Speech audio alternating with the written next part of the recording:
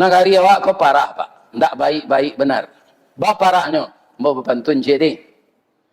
Payo kumbuh koto suliki, koto nampe di tepi buki, kasuo koto nan gadang, tampak nan dari gunung sago.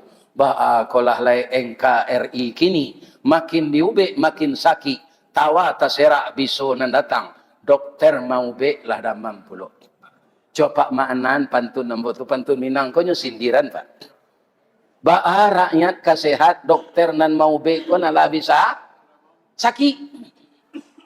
Nama roan diube ko siya. Dokter, dokter tu namanya sakit di negara. Iko nan meminum minyak sekian liter. Iko nan memakai timah sekian kilo. Triliun tu pak. Jadi orang korupsi ko orang dangki saja pak. Untuk dimakan bara kata makan. Ambo ko ado ambo sudah mengaji ko pak nang kayo tu pak sedekah kan ambo 2 miliar. Meleki mati ambo nak habis. Payung merah ambo tiap bulan mah. Makan sepiring tak bertambah lah. Tak bisa sebanyak mudo dulu. Iya kan?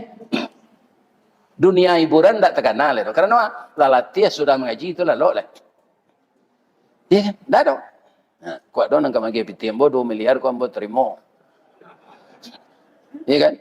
Tak habis nak ambo mati tu.